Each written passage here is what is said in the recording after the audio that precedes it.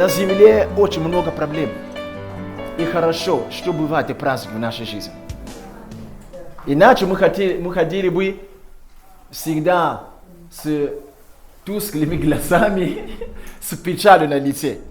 Конечно, мы порой не всегда можем знать, откуда какой праздник пришел.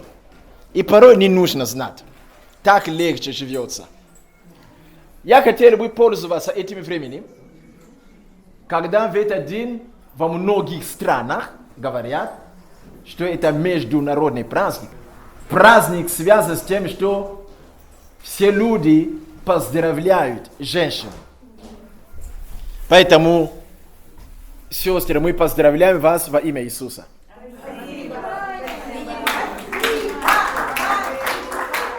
И сегодня я хотел чуть-чуть поделиться словом, которое я бы хотел, чтобы братья, конечно, сами сестры тоже, но и братья услышали это слово, и я очень захотел, чтобы это было снято на видео, потому что я верю, что многие люди находят и будут еще в будущем находить эти видео, и они будут чему-то учиться. Слава Богу за интернет, потому что я очень много размышлял об учительстве, которое Бог дает мне. Некоторые вещи я удерживал и удерживаю иногда, но однажды Господь как бы через кого-то проговорил, что ты много узнаешь и узнал не потому, что ты сидел рядом с большими учителями Божьими, но потому что Бог побудил их. Они вкладывали все это на YouTube, и через интернет ты их нашел. Я понял и сказал: хорошо, Господь, я тоже это буду делать. Сегодня я хотел бы в связи с этим праздником поговорить о женщинах. Братья уже поздравляли и много уже сказали о женщинах, но я хотел поговорить о них по-другому. Поэтому наша тема сегодня называется «Как молиться за женщин». Я верю, что эта подсказка понадобится или полезна будет для всех людей, особенно для тех, которые являются верующими. Глубокие верующие или не глубокие верующие, не важно. Если мы ценим, что на этой земле есть женщины, которые являются или были нашей мамой, жены, дочери, тети. И порой нам хочется сделать им добро, хорошая вещь. Но мы должны понимать, делать добро человеку мы можем делать по-разному. Есть разные вещи, которые, когда мы делаем это, мы делаем добро человеку. Но для верующего человека мы всегда должны понимать, что есть особая вещь, я называю это особой, которая является фундаментальным добром для человека. Это когда всем сердцем, в тайне, перед Богом, всей искренностью, ты можешь молиться за этого человека. Когда мы делаем подарки, это хорошо, и подарки должны быть. По мере возможности, конечно. Порой хочется много подарить, а возможность не позволяет. Когда мы хотим читать стихотворение, и через это поздравлять, это хорошо. Словами поздравляем, делами поздравляем. Все это хорошо, это должно быть. Как бы ты ни был верующим, как бы ты ни был набожным, поздравляй людей. Не будь слишком духовным. Поздравляй людей. Когда у человека день рождения, когда 8 марта, когда 29, поздравляй как можешь. Скажи одну фразу. Если, много фраз нет. Если есть возможности, хотя бы один цветок купи, подари. Если вообще не хватает, хотя бы слова скажи. Или стихотворение. Всегда что-то надо делать. На этой земле много проблем. Нам надо стараться радовать друг друга. И да поможет нам Бог. Но есть одна форма проявление внимания и доброту человеку, который является очень важным на этой земле, особенно перед Богом. Потому что многие люди так не думают. Это когда ты в тайне, всей душой молиться за ближнего.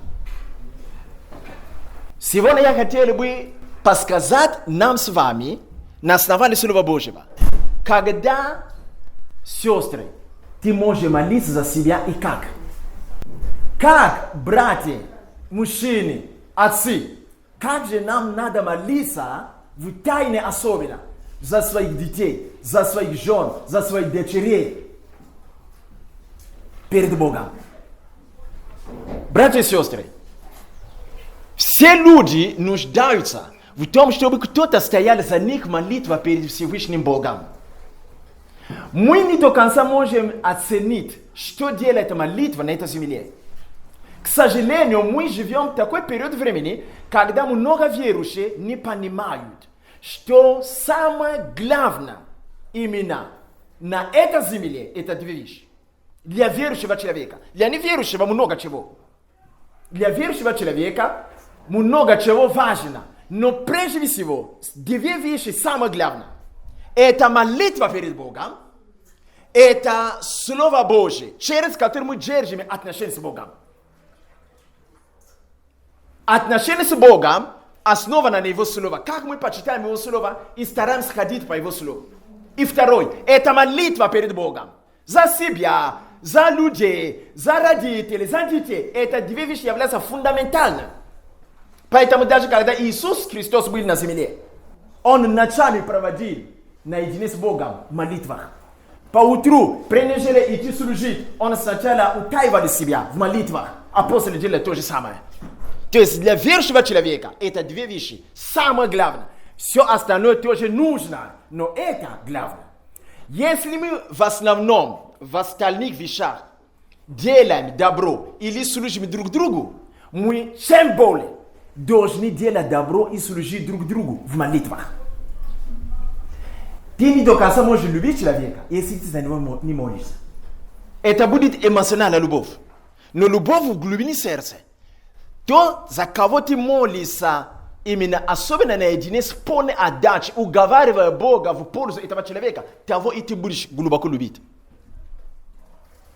Сегодня, когда люди собираются, особенно мужчины, они много могут говорить о женщинах. Они могут говорить об их красоте. Они могут говорить о том, как они плохие, как они любят сплетничать, как они любят строить своих мужей, как они любят соблазнять. Когда женщины собираются, они говорят некоторые вещи о мужчинах. А когда мужчины собираются, у них есть что сказать о женах, о мамах. Если речь идет, давайте поговорим о маме или о женах, они будут говорить хорошие вещи. Но когда будут говорить только о женщинах вообще, мы услышим, как они клевещут, как они то и делают, третье. У меня вопрос. Когда мужчины собираются и говорят плохие вещи о женщинах, с таким же жаром они могут в тайной комнате молиться за женщину или нет? Хорошо было бы, что время, когда мы говорим, как плохие женщины на земле, пусть это время будет умножено в 3 раза, чтобы в 3 раза времени мы могли молиться за этих женщин на земле перед Богом. Но я увидел, что много верующих, даже христиане, и мусульмане, и другие веры, не умеют молиться за женщин. Нам легко говорить об их проблемах или о том, какие они всякие. Но нам трудно даже молиться за них. А если даже есть желание молиться, порой мы не находим, что сказать Богу. Кроме перечислить, как они плохие, а потом сказать: Господи, помяни, измени их. Сегодня наша тема называется «Как молиться за женщину». Аминь.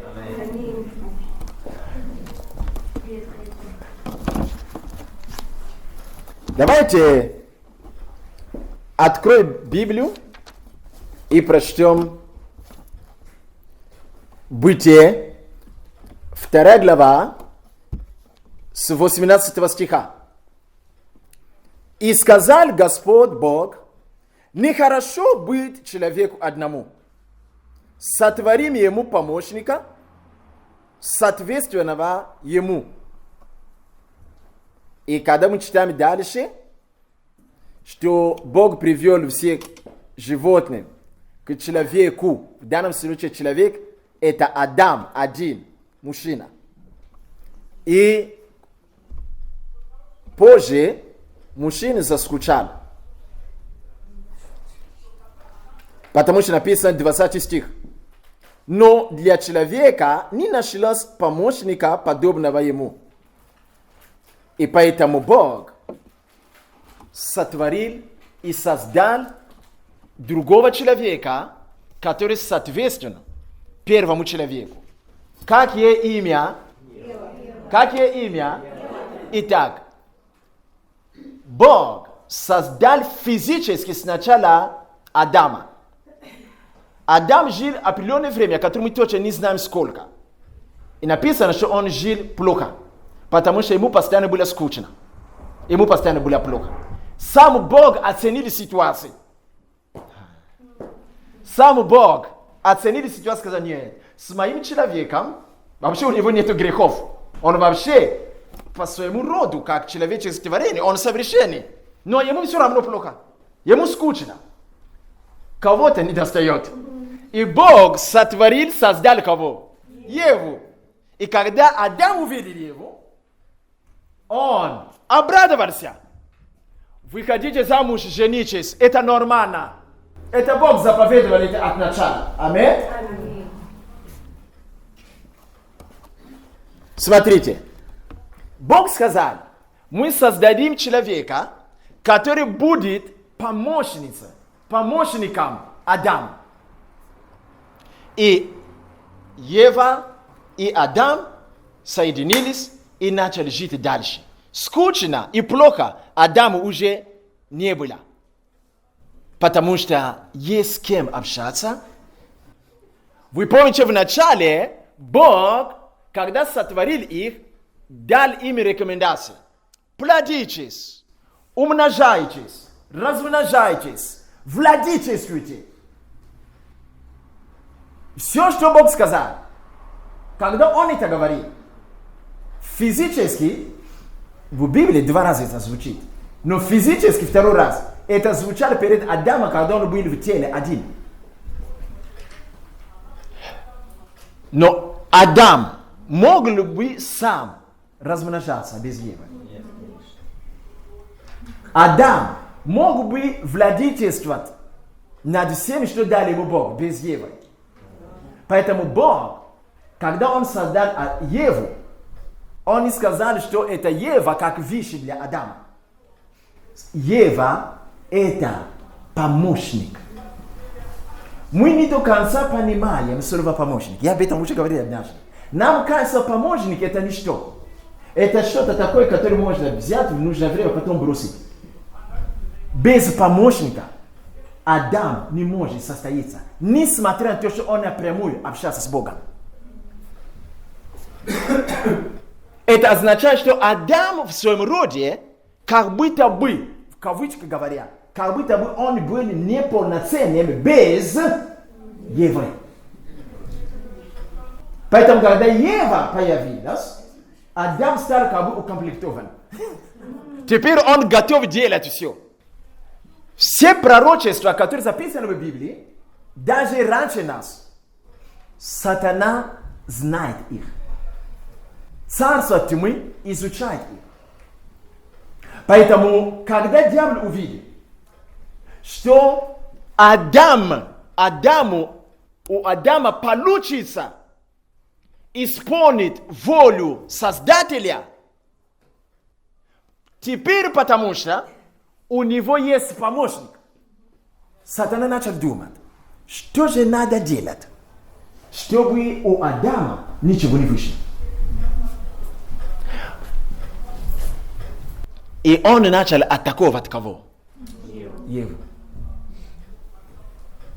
Первый пункт, когда мы молимся за женщин, мы должны молиться, чтобы они не были атакованы дьяволом. Потому что, чтобы сокрушить мужчину, сатана будет атаковать женщину. Не потому что женщина плохая, нет. Потому что сатана знает, что если женщина начнет давать сбой, если она начнет постоянно болеть, у нее нет силы ухаживать за детьми, у нее нет силы поддерживать мужа, у мужа после ничего не будет получаться. Не потому... Послушай меня, пожалуйста, это то, что мы, мужчины, не понимаем. Не потому что женщина плохая, нет. Сама привилегия, ту позицию, которую Бог дал ей наряду с мужчиной, становится опасной и провоцирует дьявола. И дьявол понимает, что если я буду трудиться, сбивать с пути эту женщину, у мужчины, у Адама не будет достаточно помощи, и он не сможет исполнить волю Божью.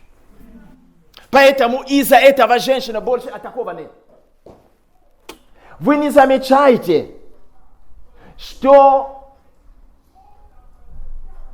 когда речь идет об освобождении, и когда мы молимся за освобождение в любой церкви, вы заметите, что больше освобождения переживают женщины. Меня однажды кто-то сказал, но вот они одеваются неправильно, красятся неправильно, говорят неправильно, они спрашивают в суд, вот поэтому они всегда одержимы. Это глупости. И приди ко мне, я тебе расскажу, что происходит в Писании. Это глупости. Это вторичные, третьи вещи. Суд не то. Суд в другом.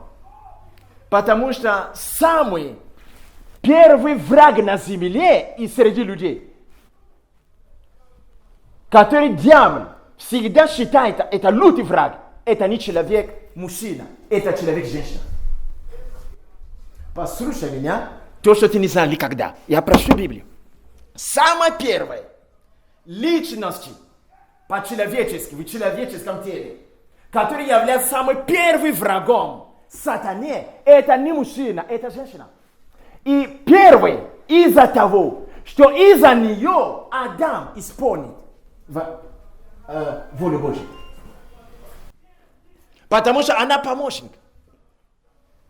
Когда человек очень крутой, хороший специалист как каменщик, есть такие, да? Я сам работал не каменщиком, помощником, пособником годы и годы, поэтому я знаю. Если у него будет помощник, который быстро работает, цемент смешивает быстро, кирпичи подносит, он будет работать хорошо, быстро и четко. А если помощник, вроде само слово, он просто помощник, а вот тут главный мастер, он все равно просто пособник, помощник, и он будет еле-еле работать. Как вы думаете, у мастера что-то получится? Нет. А если мастер пришел, тот звонит, где ты сегодня будешь, я жду тебя, кирпичи нужны, то нужны, а я тут уже все рисую, все, а я заболел, не приду. Как вы думаете, тот день, тот план, который он планировал, мастер, он это выполнит? Нет. Поэтому дьявол знает это. В некоторых вещах дьявол не атакует мужчину напрямую. Об мужчинах я поговорю с вами позже, в другой раз. Он атакует женщину. Поэтому самый лютый враг дьявола на земле, первый, это не мужчина, это женщина. Это будет спорно для многих людей, потому что всегда нас учили по-другому. Когда ты испытаешь Библию, ты увидишь это. Это женщина. И первая причина из-за того, чтобы она не была помощника, как должна быть. И сатана знает, когда помощник будет давать сбой, я же доказал это в отношении строительства, то у мужчины будет еле-еле вещи двигаться. Поэтому, когда мы молимся, мы должны всегда умолять Бога, взывать к Нему, чтобы Бог ограждал наших женщин от нападки дьявола. Чтобы Бог ограждал наших женщин. Ограждал наших женщин. Мы призвали кровь Иисуса на них, на их тела, на их дух, на их душу, на их то, на их другое. Во имя Иисуса мы должны умолять Бога об ограде. Когда мы это не делаем, наших женщин уязвимы. И то, что, на что мы реагируем, которое мы видим у них, это всего лишь следствие. Это всего лишь следствие. Сестры, когда вы молитесь за себя, сначала молитесь за ограду. В будущем отдельно я научу вас, как молиться за ограду. Потому что есть некоторые вещи у женщины, у мужчины одно, у женщины другое. Есть некоторые вещи у женщины, которые более всего атакованы дьяволом. Когда эти вещи не окроплены кровью Иисуса, атаки врага иногда будет достигать ее. И то, что уже мы видим в семье, или мы видим по отношению к мужчинам, это всего лишь результаты. Давайте я скажу вам некоторые вещи. Иногда они, сестры наши или жены наши, ни при чем. Ограда не сработали. Они становятся уязвимыми. И то, что они приносят, мы ужасаемся. Но это уже результаты. Они уже ни при чем. Потому что не было достаточно покров. Вам не удивительно, что дьявол через змей, чтобы люди отпали от Бога, не искусили Адама. Адам больше разговаривал с Богом. Но он пришел, искушая кого? Еву. Когда помощник даст сбой, то мастер даст сбой. И вы заметите, что при этом искушении Адам и Ева в те дни или в тот день в саду физически находились в разных местах. Это означает, что дьявол исследовал, ходил вокруг да около, ища, когда он будет находиться там, играя с жирафами, а она будет находиться там, гуляя посреди цветов. И как только он увидел это, он пришел. Ограда не было достаточно. Если Адам находился рядом с Евой, то сатане не удается искушать.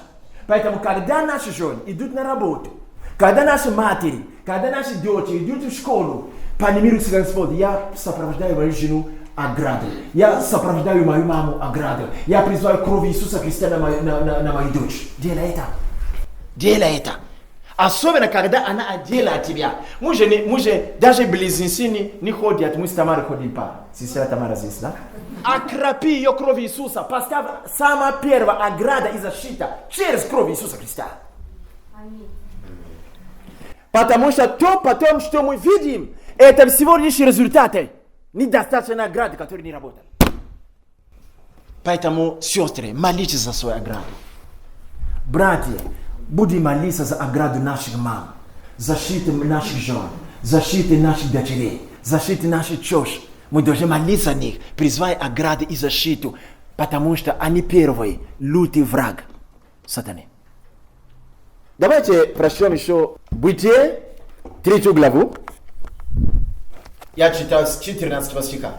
Это когда они уже впали в грех, отношения друг с другом, отношения с Богом и с природой начали разрушаться, и Бог начал провозглашать наказание.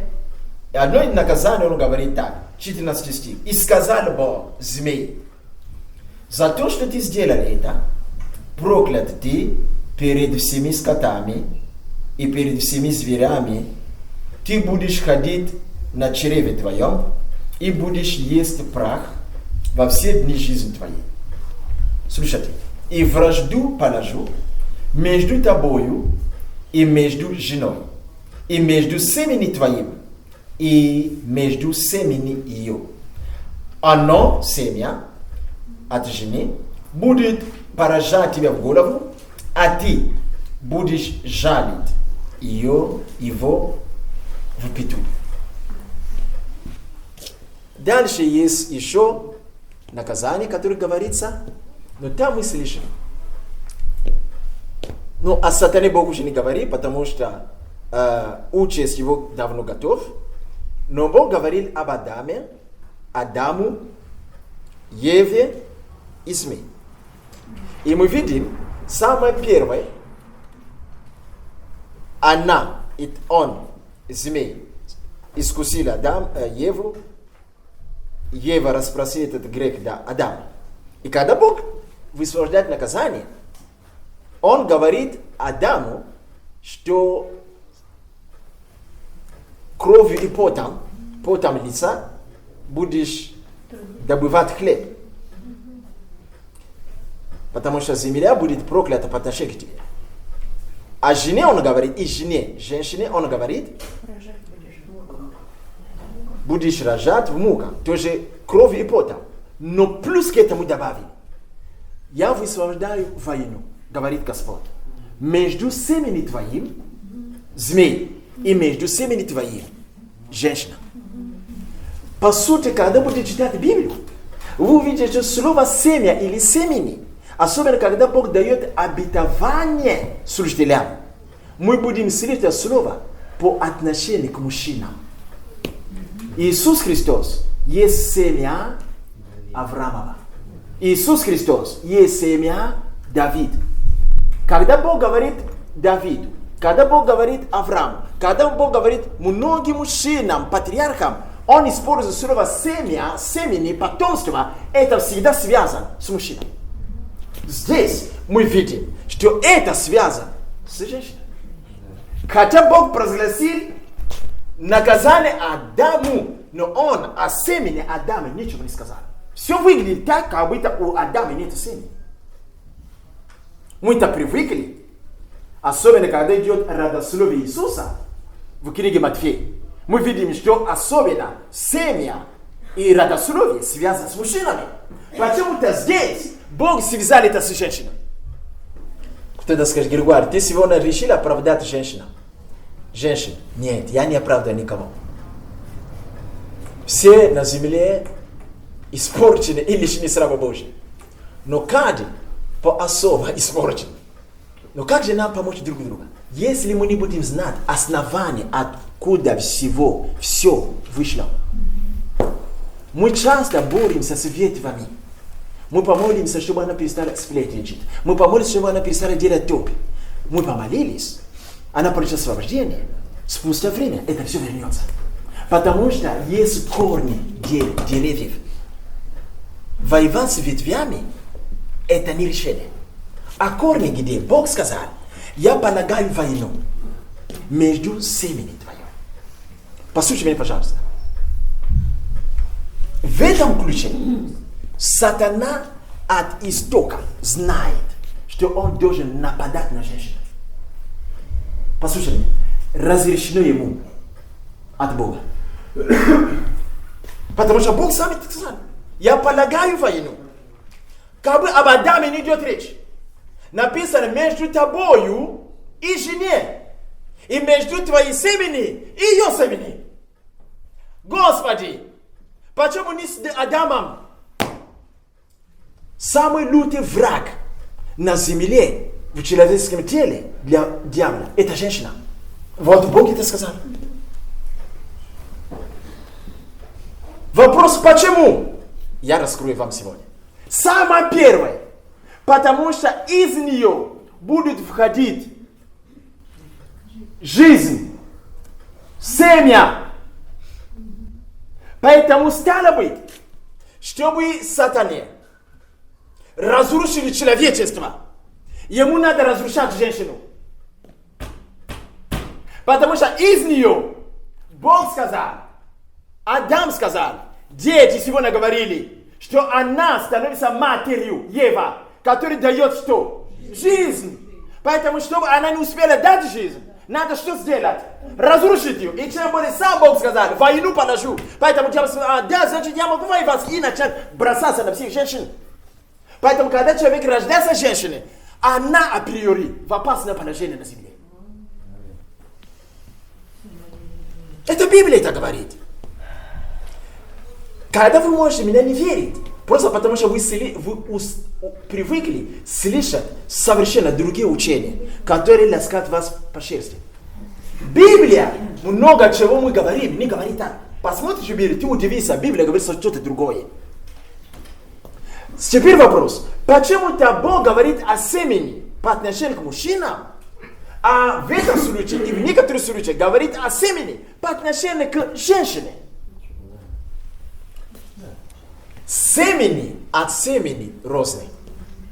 На самом деле, когда Бог говорит о семени, Он говорит о месте, куда будет попадать семя, где семя будет развиваться, и где семя будет становиться жизнью, чтобы выйти на свет.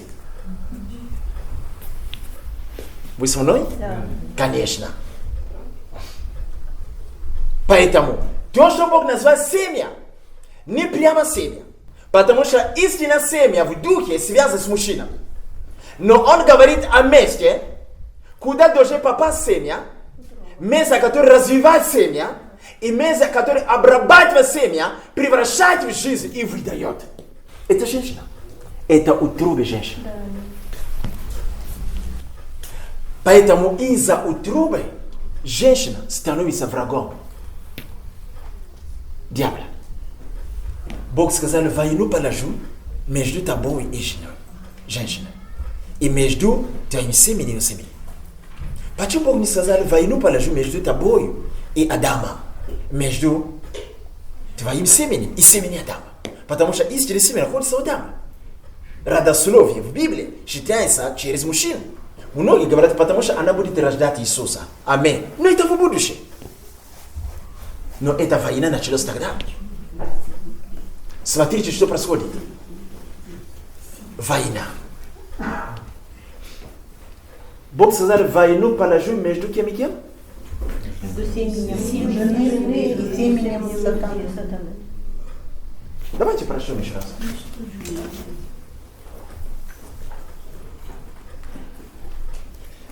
И вражду положу между тобою и между женой. Да. И потом, только потом, и будет еще война между твоим семенем и ее семенем. То есть вражда сначала с женщиной.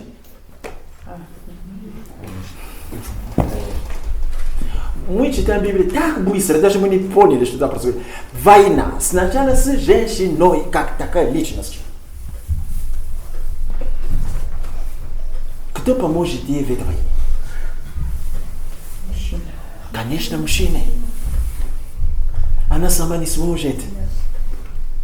Потому что вся мощь дьявола обрушивается против женщины. Бог сказал, войну положи между тобою и женщиной сначала. Давайте оставим семя в покое. Сначала.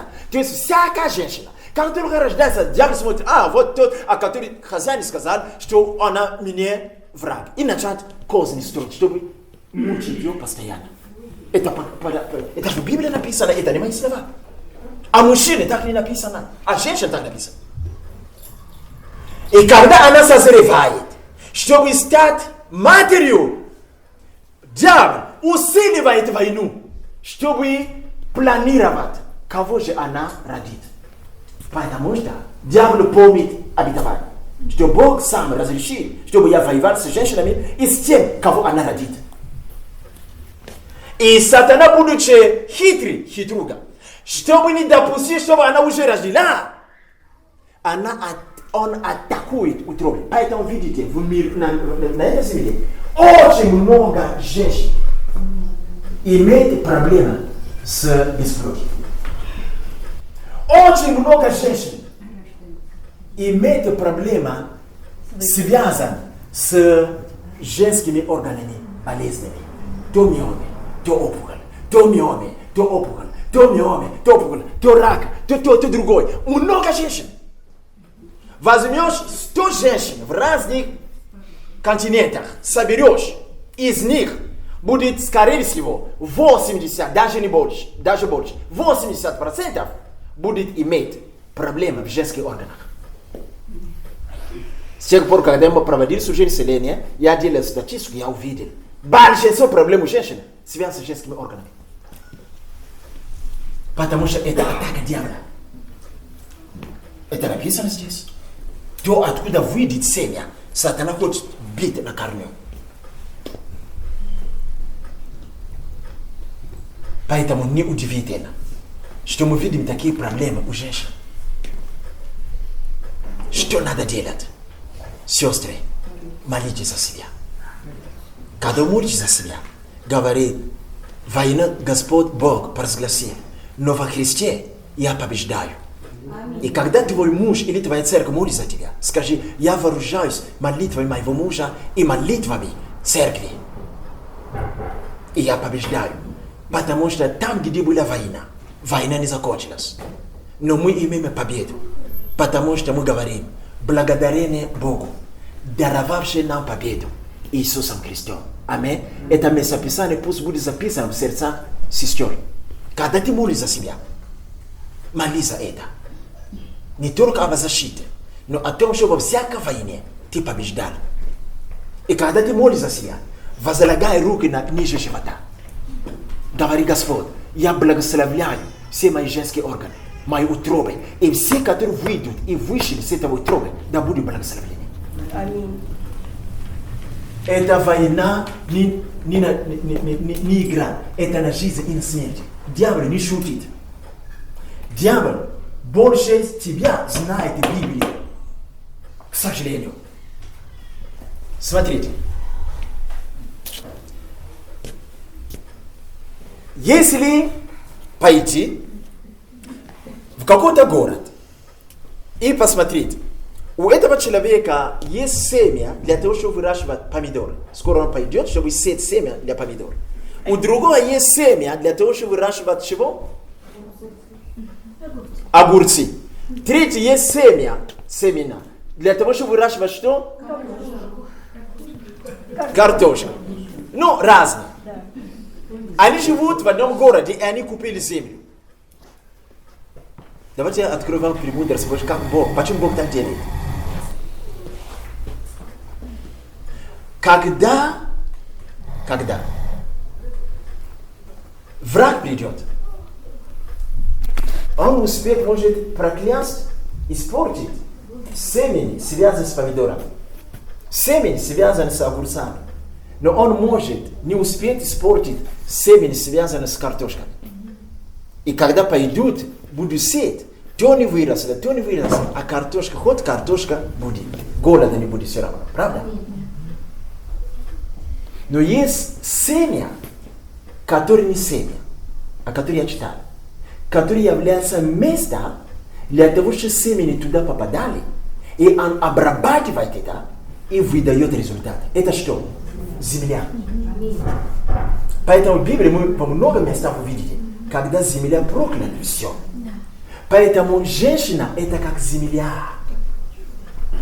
Мужчины это как носители семени, помидоры, огурцы и то и другое. Но семена это хорошая вещь. Как бы у тебя семена не были качественные, но если земля мертвая, ничего не будет. Поэтому сатана не атакует много мужчин. Многие мужчины, на сегодня, к сожалению, бывает, но в ветхие времена у народа Божьего ни один мужчина не мог быть бесплодным. Нет такого. В наше время это есть. Но когда Бог занимался своим первым народом, не было такого. Но, когда вы читаете Библию, вы увидите, у Авраама жена была, у Исаака жена была, у Якова любимая жена была, бесплодная. Конечно. Потому что земля, чтобы любое семя, какое бы ни принесли сюда, если земля мертвая, или если земля разрушена, она не даст ничего. Поэтому сатана атакует женщину, потому что по мнению сатаны надо разрушить землю, а все остальные приносите, что хотите. Земля-то разрушена. Поэтому женщина это как земля. Поэтому он смотрит на мужчину, да? Ты собираешься мужчина, хорошо, живи как хочешь, занимайся спортом, у тебя будет семя очень хорошее, но где твоя жена? Он испортит мужчину. Все. Ты не будешь бегать за мужчиной. Теперь вы понимаете, что самый лютый враг для дьявола это женщина.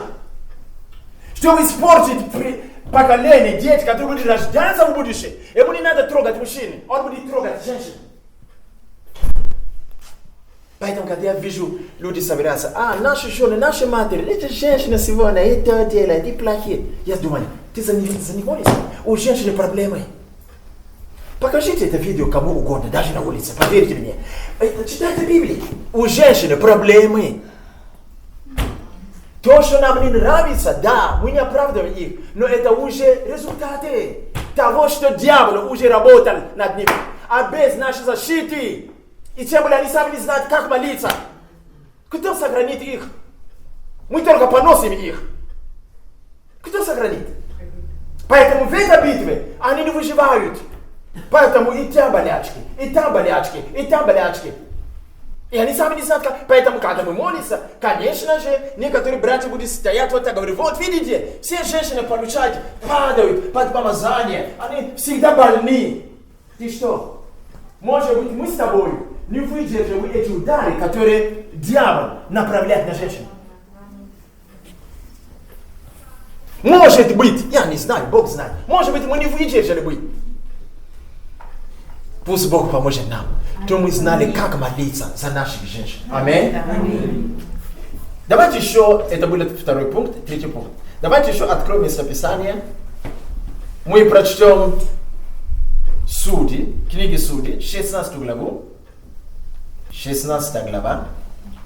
Мы читаем 4 стих. Речь идет о Самсоне, человека Божьего. Аминь. Помазанный с трубой матери. После того полюбил Самсон еще одну женщину, которая жила в долине Сарек. Имя ей было Далида. Смотрите, Самсон имел великолепную репутацию. Но, конечно, у филистимлян он был врагом. И он не мог влюбиться в кого попало. Сначала была жена, которую Бог дал ему, чтобы спровоцировать войну. Второе, мы читаем этого, где-то он пошел к одной женщине, ну, в кавычках, влюбнице. А третий, здесь мы читаем, он влюбился. Это не просто было блуд, он влюбился. И там не будет читать, что это Бог направил его сердце сюда. Нет, он просто влюбился. Это выбор человеческий. Он влюбился в эту женщину. Но оказалось, эта женщина была очень красивая. Вау.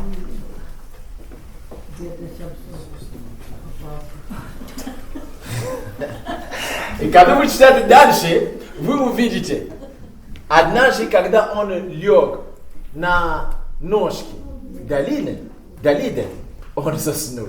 Когда мой наставник говорит, что за ножки, которые усыпляет Божьих генералов.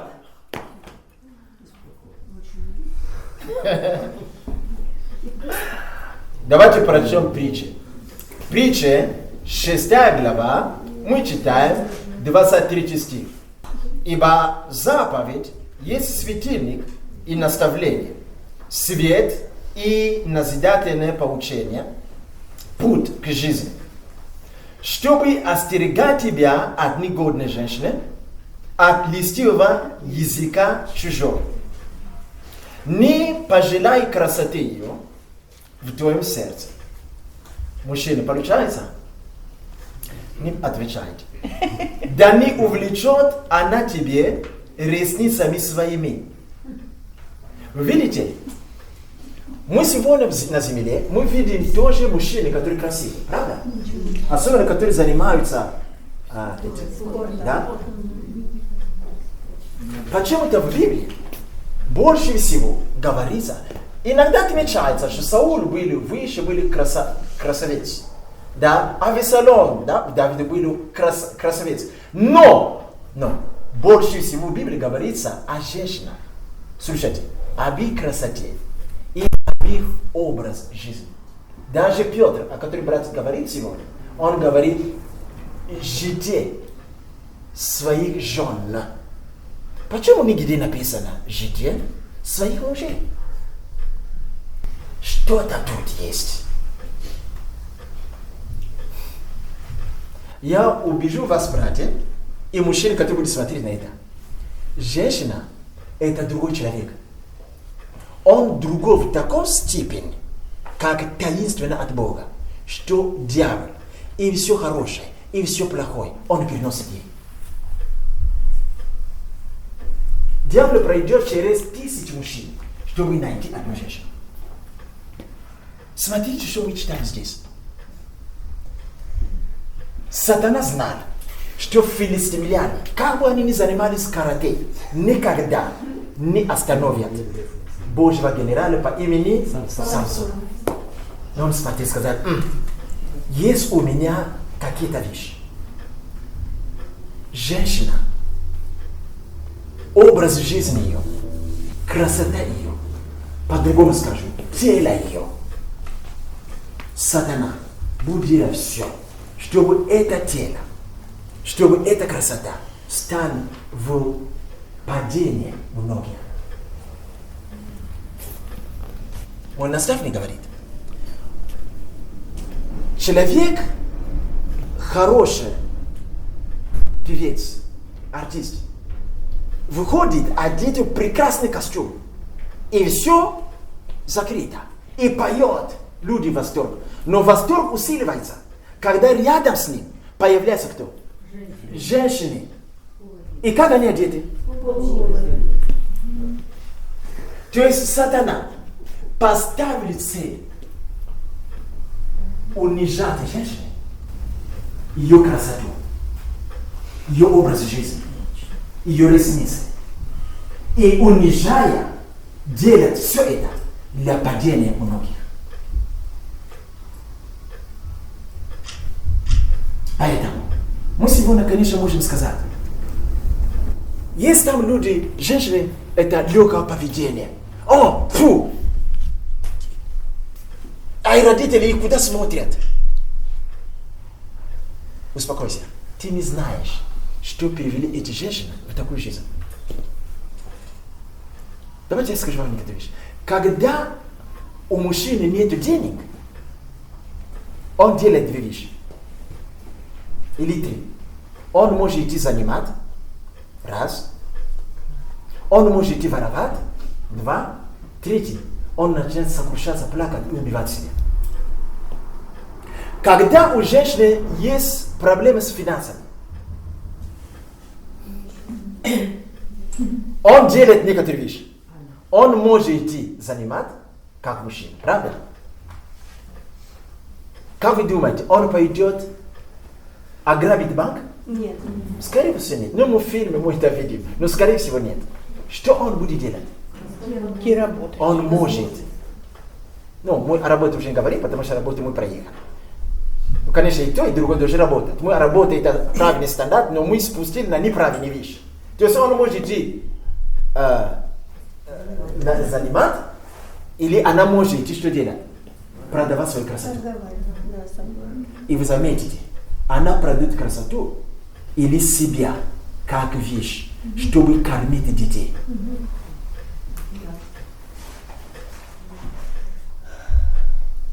То есть она идет на жертву, на унижение, чтобы муж и дети не были банкротом. Поэтому, когда мы видим, как живут некоторые женщины, не торопись языком, заманчи. Хочешь что-то хорошее делать, закройся в комнате, помолись за этих детей. Скажи: Господь, я там на углу видел две женщины, они неправильно живут. Но я не судья. Господи, помилуй их. Начни молиться за них. Ты не знаешь, что привело их к этому. Потому что женщина – это самый первый лютый враг для дьявола. Когда сатана видит красивую женщину, поверьте мне, как только ваше дитя растет красивой, поверьте мне, в аду они говорят. Просто беда в том, что верующие не знают, что невидимый мир, он реален. Царство тьмы, бесы, павшие ангелы, по количеству их больше на земле, нежели люди. О нас всегда говорят. Если ребенок растет в виде физической красоты, все, в аду они часто говорят. И к вашему дому рядом часто проходят с открытым оком и с открытым ухом кто? Демоны. И когда ваш ребенок идет в школу или на работу, они не касаются к нему. Они наши дети под оградой Божьей. Аминь. Но они будут ходить рядом, чтобы смотреть, как мужчина реагирует на нее. Поэтому некоторые женщины, когда они достаточно молитвы и ограды, когда они достаточно понимания, что красота, когда ты даже продаешь красоту, это не работа, они стали орудием в руках дьявола. Дьявол унизил их, и дьявол толкает их на продажу своего тела. Конечно, физически они зарабатывают, но в духе сатана унижает их и разрушает их. Приобретая физически, они теряют в духе.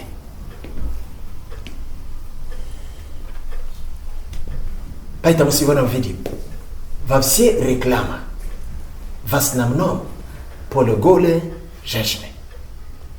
Не потому что они так хотят. Если уже так хотят, дело не в этом, дело в истоке. То есть где-то сатана сломил женщину. Недостаточно битва была со стороны женщины. Где-то сломано. Это пошло даже в культуру, это пришло даже в мысли мужчин, что женщины такие можно использовать. А женщины были сотворены для использования, они были сотворены для того, чтобы быть помощником. Я читал об этом. Но, увы, из-за войны, которую Бог высвободил, теперь дьявол делает все. Поэтому видишь, что в Библии много мужей Божьих падали из-за женщин. Не потому, что эти мужчины, они такие похотливые. Мне сказали однажды, Самсон, он был такой похотливый, поэтому мужчины падали. Ты что? Дело не в нем, прежде всего. Хотя мы не снимаем с него ответственность. Но дело было в том, что там, в том городе, была женщина, которая была уже побеждена дьявола, что дьявол использует ее красоту как орудие для падения многих. И, к сожалению, туда и попал Самсон.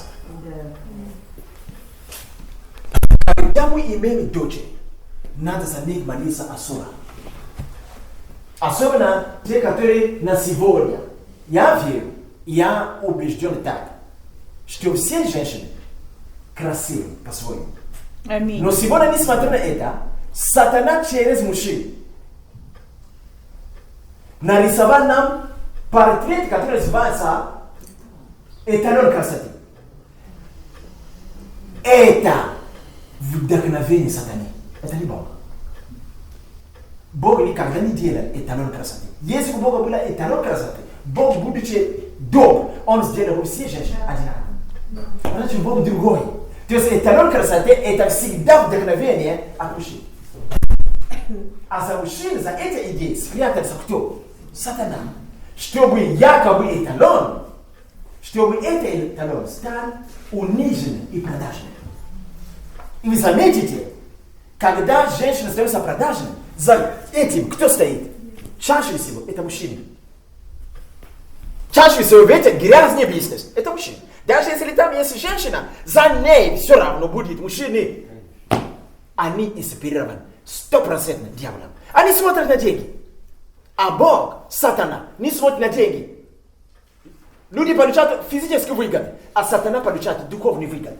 Он разрушает мужчин, женщины, он унижает женщины. То есть в сердце он говорит, ты же говорит, что войну положишь между ней и мной. Видишь, что я сделал с ней? Разве она может противостоять мне? Вот сатана открывает пасть перед Богом, когда унижает женщину. Сестры, давайте будем молиться друг за друга. Не соглашайтесь быть унижены сатаной. Даже если физически мы приобретаем деньги, что-то еще, роскошь, используют женщины, подарили там Мерседес, подарили виллу. Физически вроде, вау, молодец. Но в духе сатана говорит Богу, он не говорит тебе, ты даже его не видишь. Большинство из нас никогда не видели сатану и не увидят. Но он идет и говорит Богу, ну что? Ты говоришь, что войну положишь, она сделает со мной, ну что сейчас я сделаю? Это противостоит мне? Смотри, я туда ее продал, туда ее продала. Вещь, а не человек. Как он будет воевать против меня? Вот так и женщина сегодня растоптана не человеком, прежде всего, дьяволом. А мы, люди, не зная это, добавляем масло в огонь. Наезжай на женщину. Да ты молись за нее хоть. Потому что мы ценим вещи по наружности, а вещи начинаются издалека, в тайне, которые никто не видит, в духе. Поэтому видим, что житие женщины Мужчины могут приходить к Богу. Петр говорил об этом. Мужчины также могут падать. Не потому, что женщины такие плохие, но потому, что они становятся орудием в руках дьявола. Почему? Недостаточно мы ограждали их. Недостаточно заботились о них.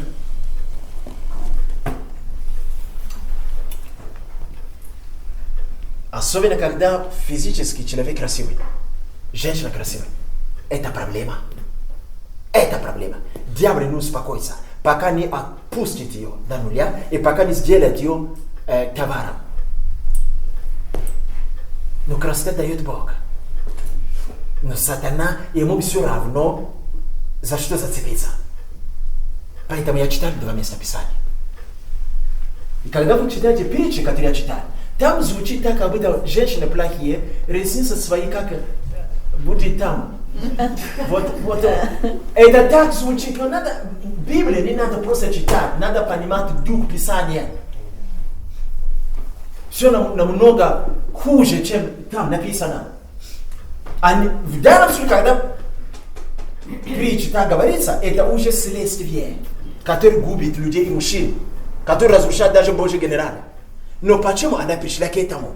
Потому что в духе сначала сатана ходит и знает, что у него есть самый лютый враг, это женщина.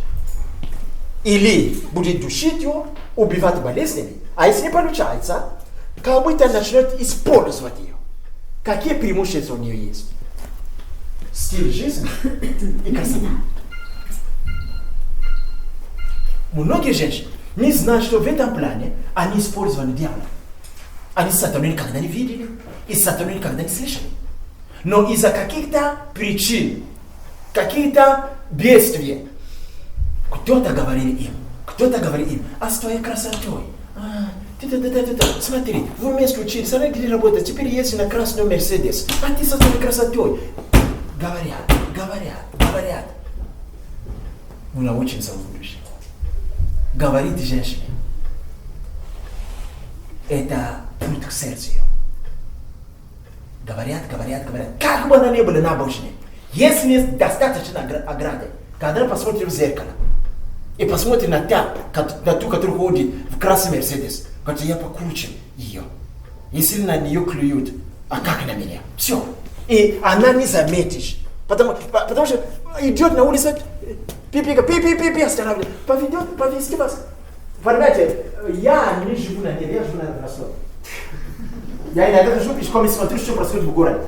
Ты не можешь служить людям, спрятав голову в песок. Да я не знаю, что происходит на земле, я только боюсь. Ты не служитель. Ты должен иногда открыть глаза, смотри, что происходит на этой земле. Я иду по дороге и смотрю. Я вижу Мерседес проехать. Пи-пи-пи. Выходит там в серьезный костюм. Говорят, куда тебя отвезти? Ты такая красивая, как ты ходишь? Так, садись. Хочешь, эта машина будет твоя. Но если она голодает, да? Нету ни мужа, дети не заботятся. Она смотрит, и тут еще подруги плохие. Поэтому надо убегать. А подруга я поговорю в будущем. У нас будет тема о дружбе. Надо выбирать дружбу. Потому что были такие друзья, инспирированы дьяволом. Они не встречаются с сатаной, но мысль у них от лукавого. И нацелена на ту красивую женщину, чтобы сбить ее. Потом она становится товаром. И дьявол сказал, вот все, я доверился свою. Ну, Бог, ну что, она, враг меня, куда она? Все. И Бог что приходится делать? Молчать. Он говорит себе, хорошо, я подумаю, как по-другому сделать. И все. Поэтому за женщину должен молиться. Молитва от молитвы рознее. Не молись за то, что ты видишь. Молись за то, что написано в Библии. То, что мы видим, если мы это увидели, это уже результаты. Давайте последнее местописание на сегодня прочтем. 4 пункт. Итак, 3 пункт мы показали, что житие женщины и тело ее сатана будет делать так, чтобы не воевать против нее напрямую, а как бы подружиться, чтобы толкнуть ее к беззаконию, чтобы она стала падением и для себя, и для многих людей, и особенно для mshindi.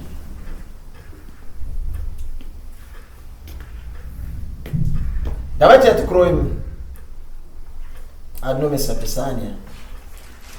4 Царств, 4 глава, 8 стих. В один прекрасный день, пришел пророк Елисей в Санам. Там одна богатая женщина упросила его к себе есть хлеб. И когда он не проходил по той дороге, всегда заходили туда и ел хлеб. И эта женщина сказала мужу своему: я знаю, что человек Божий, который проходит мимо нас постоянно, он святой. Сделаем небольшую горницу и поставим там постель и стол, и седалище, и светильник. И когда он будет приходить к нам, пусть заходит туда. Муж сказал: сделай. И сделали. Вы помните эту историю, да? Да. Давайте прочтем еще одно местописание.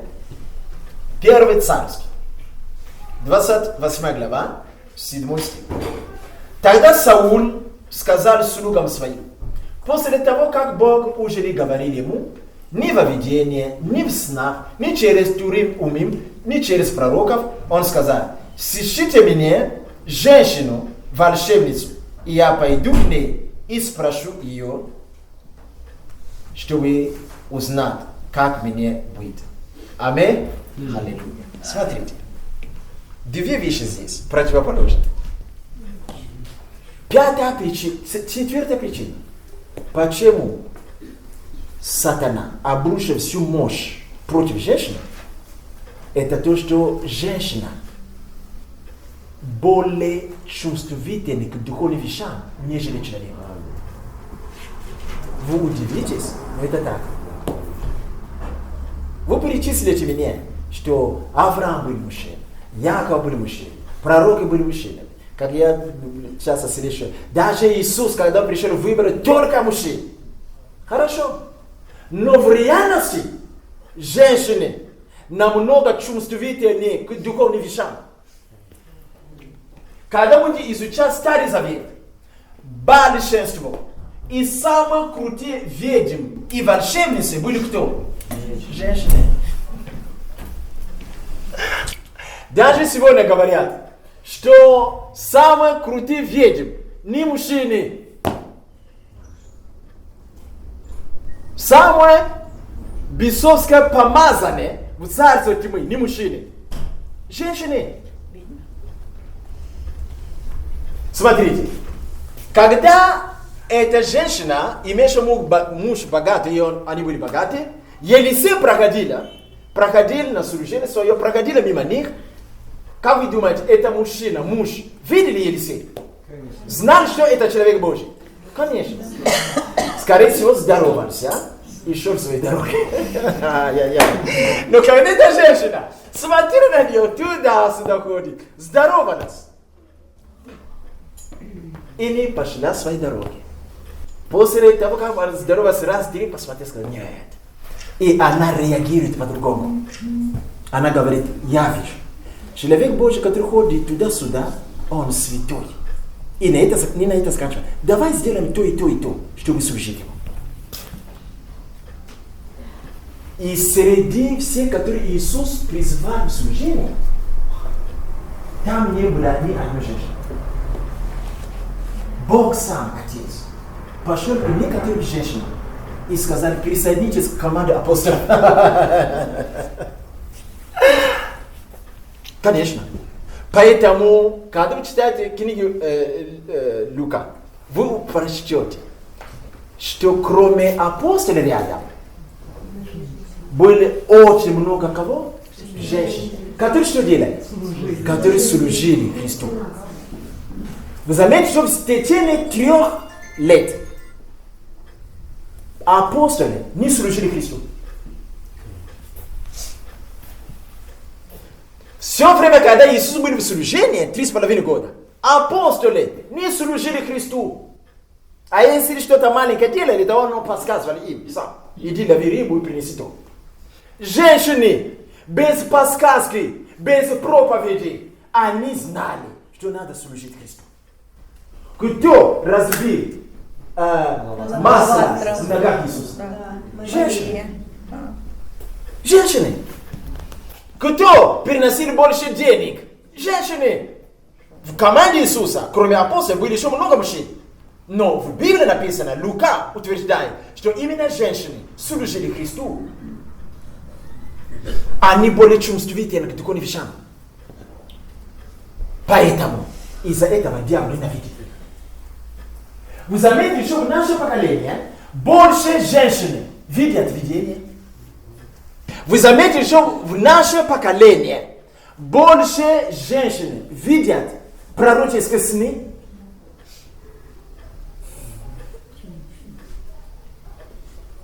Вы знаете, в наше поколение, пойди во все церквах, где дают волю людям действовать в духе, вы заметите, если кто-то пророчествует в зале, если в церкви пророчествует 2 брата в зале, время от времени, то умножите на 5. В этой церкви будут пророчествовать 10 женщин. Понимаете, надо было дожить до нашего времени, чтобы в церкви размазывать женщин грязью. Это бесовское учение. Поверьте мне, Павел сказал, в последнее время поднимется очень много бесовского учения, которое кажется очень правильным.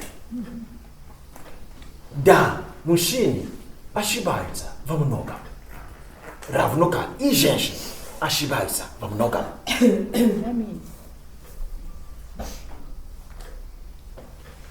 Но основание не там. Мы смотрим на ошибки и начинаем проповедовать на основании этого. А ты хоть подумал, откуда ее ошибки пришли? Оттуда. Оттуда. Вот они, как только помазание, и женщины все начинают пророчествовать. Они более чувствительные. Дух Святой тянется туда, куда его манят. Где есть больше чувствительности? Конечно! А мужчина больше сидит и сопоставляет умом и чаще всего на основании того, что он видит. Поэтому слабость мужчины в том, что они могут физически видеть. Если братья мало видели, они были бы очень более помазаны. Не из-за того, что они видят, и они больше видят физически, так они рассматривают юбку женщины, вместо того, чтобы быть в духе. А женщина никого не рассматривает. Даже когда рядом есть брат, который с мускулами, она закрывает глаза и молится. И начинает пророчествовать.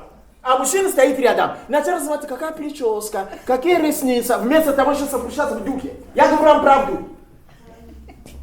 Я не поощряю женщин, когда они одеваются плохо. Нет. Я не... Но мы не можем просто бросаться на это. Мы должны видеть причины. Это мы должны тоже ругать их. Но мы должны молиться за них на основании причины. Мы причины не видим. Мы бросаемся на то, что мы видим. Духовный человек не начинает молиться за то, что он видит. Он начинает молиться за то, что написано где? В Библии. Конечно. Он не начинает молиться против того, что он видит. Он начинает молиться против того, что привело к этому. Поэтому увидим сегодня учение, которое избивает женщины. Вместо того, чтобы молиться за них. Вместо того, чтобы высвободить правильное учение. Сегодня сестры будут знать, как молиться за себя. Разве нет? Да. Конечно. Сегодня сестры будут знать, с кем дружить, с кем нельзя. Какие слова пропускать, какие нельзя. Потому что некоторые слова ты пропускаешь, даже если ты очень любишь Бога. Эти слова однажды возьмет верх на твою любовь к Богу и начнет вести тебя не туда, куда надо. И дьявол уже не будет воевать, начнет тебя использовать. Унизить тебя и будет гордиться перед Богом, что враг мой побежден. Теперь вы понимаете, даже у женщины понимает стратегии, как он должен стоять в этой жизни. Если мы это не научим ей, а будем только укорять, как она плохо красится, неужели мы поможем? Нету. Мы не поможем. Потому что корни проблемы в другом. Женщина более чувствительная. Поэтому из-за этого, вы видите, из-за их чувствительности к духовным вещам, сатана часто порабощает женщин, и они становятся колдунами. Из-за их чувствительности. Поэтому, когда сатана будет заниматься мужчиной, чтобы сделать его экстрасенсом, сатане требуется пот много. А женщина легко не получается, потому что она априори открыта для духовных вещей. Она более чувствительна.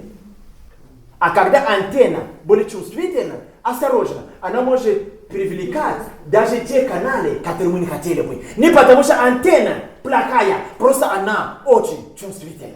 То есть, когда антенна телевизора, да, или антенна вот эти кабели, если антенна очень чувствительна, то в науке, с научной точки зрения, это очень хорошо, правда? Но если мы не умеем правильно настраивать, скорее всего, мы будем ловить плохие каналы, которые мы не хотели. Видите, женщина это как, она очень чувствительна в духе. Больше, чем мужчин. У мужчин есть другие вещи, о которых я буду говорить в будущем. Когда я говорю об этом, я не возвышаю женщин, нет, я просто показываю те вещи, которые они переживают, и как нам надо к ним относиться правильно.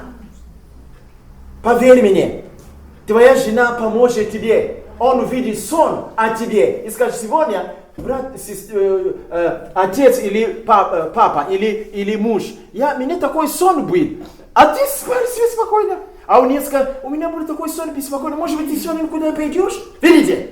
Она помощница твоя. И Бог говорит ей во сне. Почему? Она чувствительна к этому. Поэтому она не круче тебя в духе. Нет. Просто в этой области она более чувствительная. И за это надо молиться. А не то, что женщина замолчи в церкви, не пророчествует. Если брат пророчество, вот тогда было бы хорошо. Давайте подождем брата. Одно пророчество будет 2 месяца. Нет. Люгу. В 2 года. Конечно! Потому что братья чувствительны к Богу по-другому. Этому тоже надо учиться. Аминь. А женщина по-другому. Они быстрее пророчествуют, они быстрее видят сны, они быстрее видят видения. Да, и аминь. Мне это нравится, так должно быть. Но, увы, вот эта чувствительность дьявол начинает использовать, когда наши сестры недостаточно научены и недостаточно под оградой. И тогда дьявол начинает подстраиваться туда. Поэтому и среди начинается лживые вещи, не потому что они плохие. Нет. Начинается колдовство. Видите, когда царь сказал: у меня проблемы с Богом, мне надо помощь. К кому он пошел? Как вы думаете, во всей территории Африки, во всей территории мира не было мужчины колдунов? Видите? Он почитал. Он говорит: ищите мне женщину. Он сказал: ищите мне колдуня, какого угодно. Может быть, мужчина. Нет, он конкретно указал на женщину. То есть царь знал, что если они все колдуны, мужчины и женщины, я лучше пойду. Какому? Женщине. Конечно. Почему? Они более чувствительны к духовным вещам.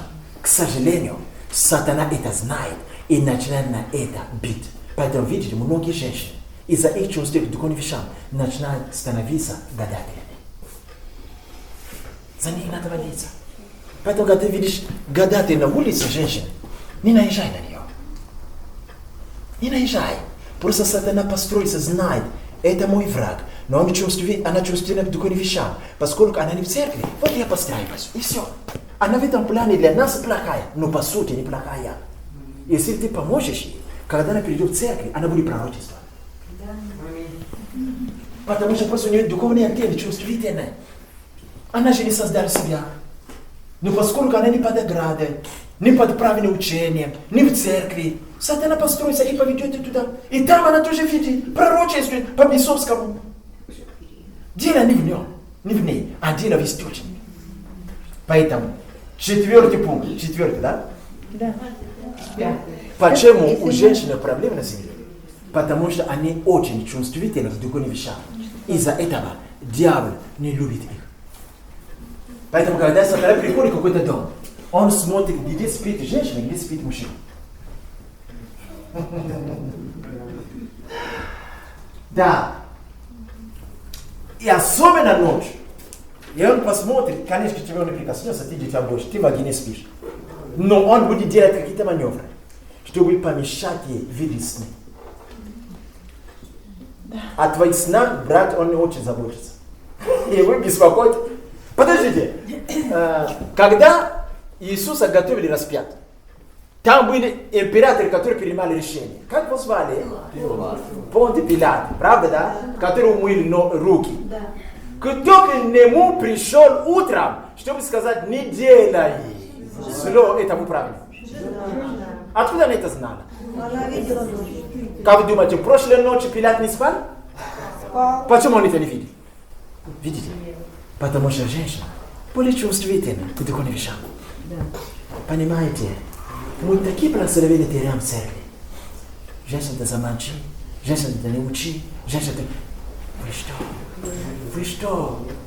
Да вы ничем занимаетесь. Много книг написано об этом. Мне жаль и себя, и вас. Которые вообще не там. Причины другие.